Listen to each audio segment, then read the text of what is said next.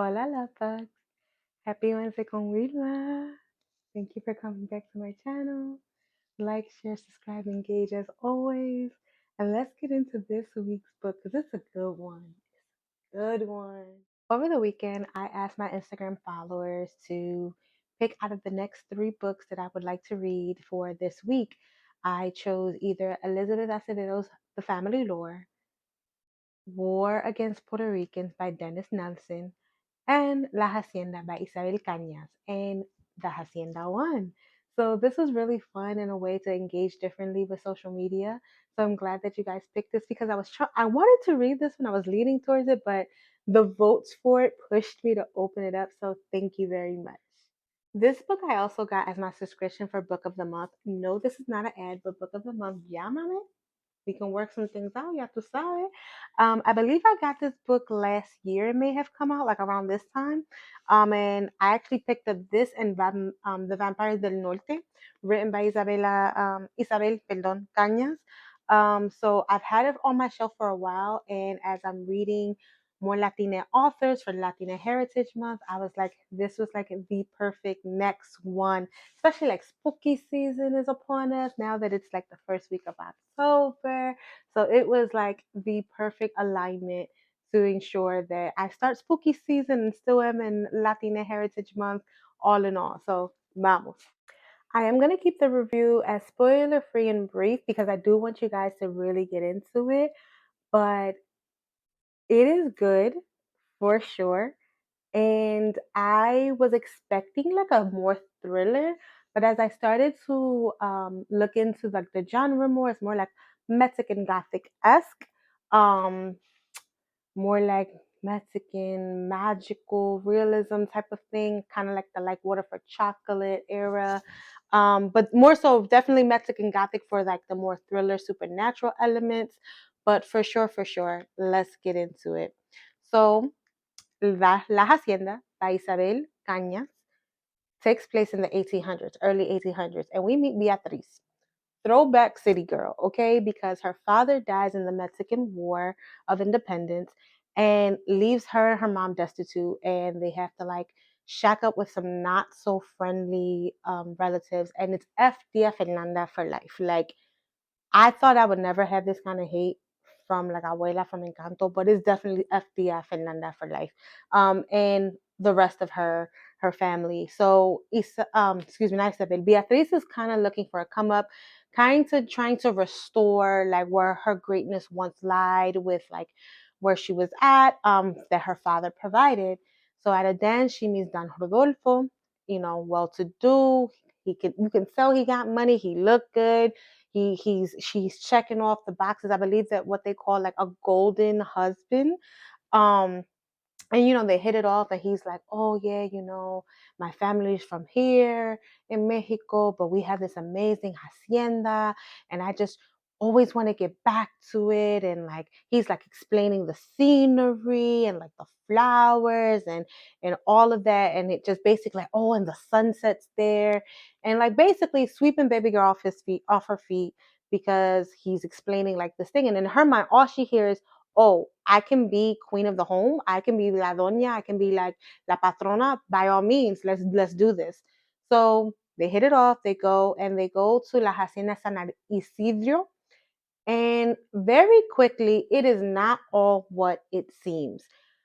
As he was explaining everything, she kind of go to the hacienda, and it's like these birds of paradise flowers that were supposed to be overflowing. They're clearly not being tended to. Instead of like a lot of the lushness, there was like some brown spots in the way she's explaining, and it's just kind of like, what in the hell is going on here? Tú no me explicaste esto, but that's what she gave for being a chapeadora, because más te vale. So we get in there, and she meets Don Rodolfo's younger sister, Juana. And she's very much who she is as she's going down the line and like meeting all of the like handlers of the home. Juana is very much like she commands a space about herself. And she's looking around like, oh, like kind of like sizing her up. Like, I guess that this is the competition. Like, Don Rodolfo really didn't speak about you. But then she realizes, as Juana explains to her, like, oh, I don't stay in the house. I stay in the quarters outside, like kind of like the guest house. Explain like donde la ayuda stays, like lo que están ayudando de la casa. So like kind of like the helps quarters.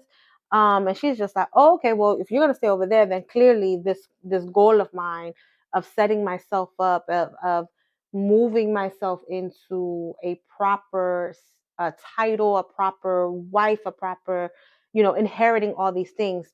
There's no problem there. We're all good.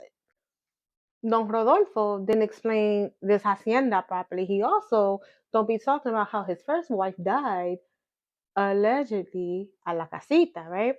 Doesn't say anything, doesn't like tell her up front. She just knows that his wife passed, which made him an eligible bachelor again. And she was like, this my come up. Vamos. Y gracias, right? But there's more to the story.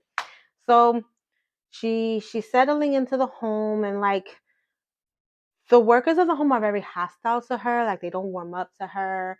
And this is when you start to see the story pick up and unravel, because Beatriz starts to see things and hear things that seems like she's the only one experiencing this home being malevolent to her specifically. And that's where we get a lot of those thriller aspects, a lot of the gothic aspects, and those explanations of what's going on and the mystery behind this home. However, the book isn't just necessarily about this awful home and all these things. It does touches on all of the isms, right? Classism, racism, prejudices. Is FTF Fernanda for life, because one of the parts in the beginning of the book, when explaining in comparison about her and her cousin, Tia Fernanda tells Beatriz like, "Oh, don't play in the sun too long because you're gonna get darker and you're not gonna find a husband." And it also alludes that her father was of mixed heritage, which I'm thinking probably more indigenous in Mexicano. But it doesn't really get into it. But I was thinking like, damn, like Latin America really gotta let this colorism go. And it's like every country got that one family member that is like, no, let's keep it white. And it's like, oh, like, again, this is the 1800s, wasn't my era, wasn't around. I would be somebody's ayuda around this time in the house making tortillas. So what do I do? Vamos a ver.